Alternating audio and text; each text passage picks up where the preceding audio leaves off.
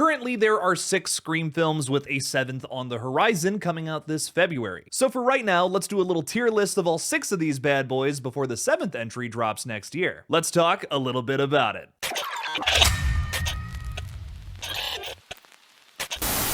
Alright, let's break down how we're going to rank these bad boys on the tier list. First up, at the tippy top, these are the best of the best. We're going to Jill's Jelly Factory. What kind of jellies and jams is she making at the factory? Only the very best, the perfect movies go up in this category. Underneath that is Billy's Luscious Locks. They may be a little greasy, but we still love them. Mid-Sid, these are middle of the road movies.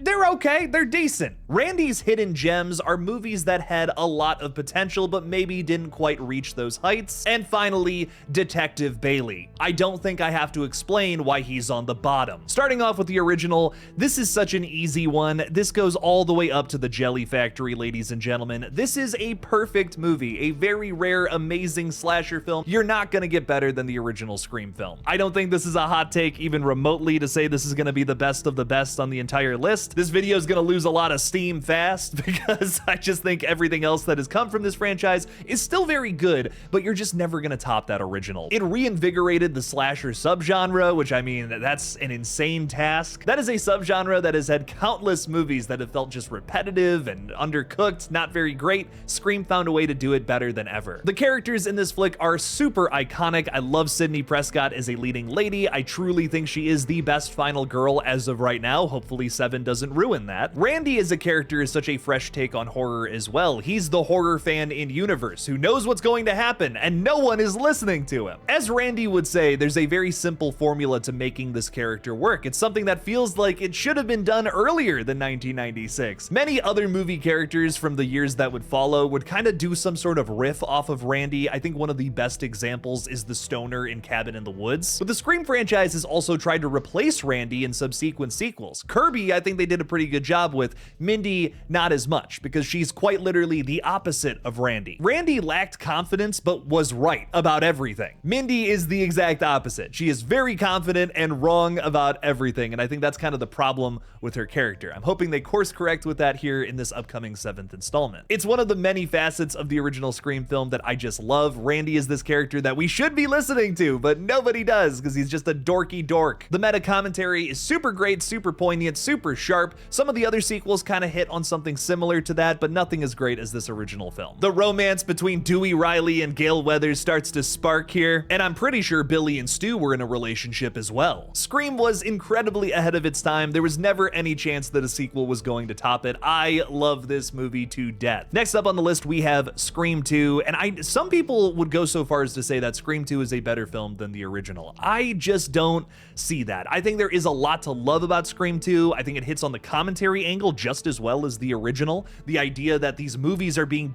made based on real life trauma and people are celebrating these movies like they're a fun thing and it doesn't have to do with anything in real life, even though it very much so does. I think Mickey being the killer in this movie is such a great choice. The Tarantino film student, as he's described, he wants to blame it on the movies and get away with murder for that reason. I just think that's brilliant. To me, that is the most Scream motive out there. I think he's like the best Scream killer without a doubt. Scream 2 has some high highs, but I also think it has some valleys as well. If you've been hanging around this channel for a while, you know that my biggest Scream hot take is that I am just not a fan of Mrs. Loomis. Everybody loves this character to death. Billy's mother being the killer, I think she actually ruins half of this movie. That's why I gotta put this one in mid-Sid. It's middle of the road for me. I like Scream 2 quite a bit. It is still a very fun watch, but had they focused just entirely on the meta horror commentary angle and not Billy's mother, I think this movie would have been right up there alongside the original. Scream 3, also a movie that I know is beloved by Scream fans.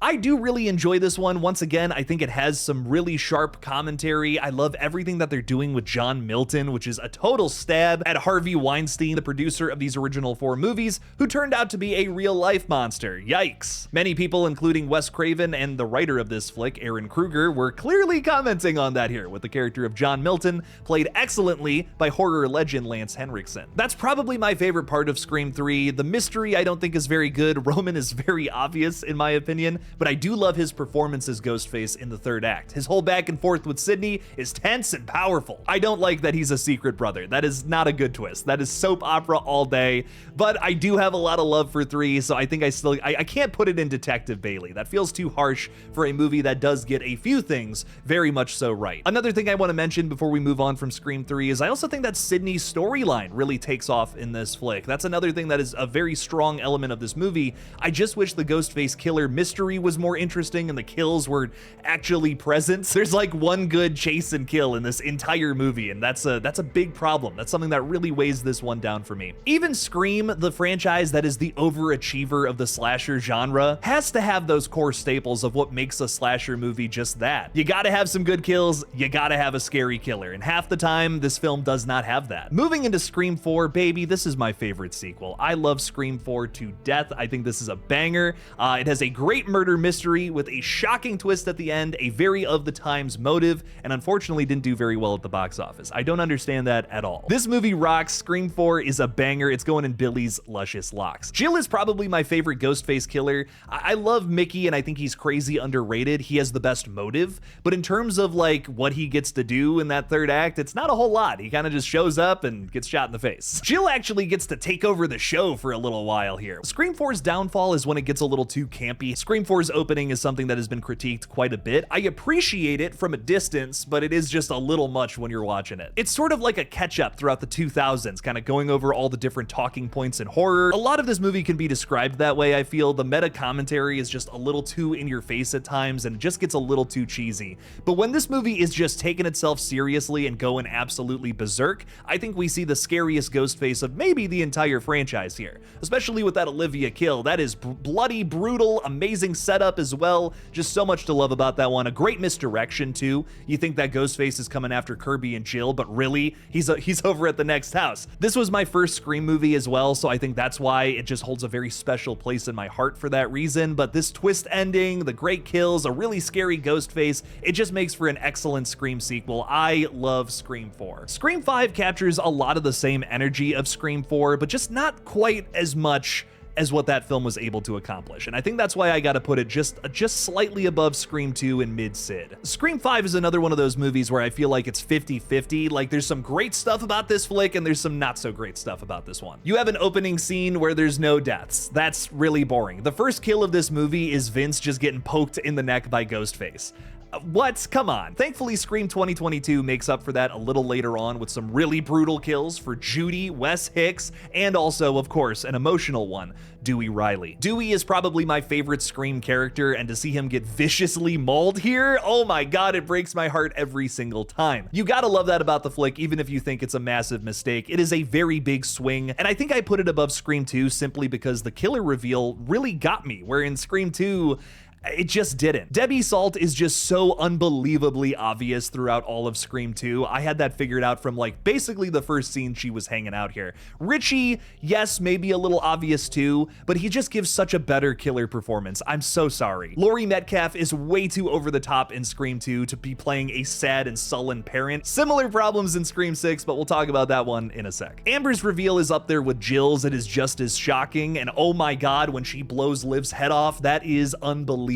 That, on top of a very relevant motive on toxic fandom, makes Scream 5 a very welcome entry into this series. You gotta have a good murder mystery that can save an entire film like I think it does with this movie, even though the side characters of this movie are possibly the most lackluster of the entire series. The murder mystery being so solid with this one really saves it for me and pushes it up there. Again, 50-50, but a little more towards the positives on Scream 2022 versus Scream 2 for me. Now we have Scream 6, which I think is possibly my hottest take of the entire series. I'm putting this one up in Billy's luscious locks. The murder mystery is terrible here in Scream 6. This movie leaves you on a very, very sour note. I will give you that, and I completely understand why people do not like this movie for that reason. The positives with Scream 6, I just think outweigh the bad. There is that one very big thing that I don't like about this movie. The killers are very lackluster and I think easily the worst of the series. But the opening scene is so unbelievably inventive, bringing some crazy fan theories to life. People hate the kills in this movie. I don't understand that. Yes, it's a lot of like no-name characters getting got,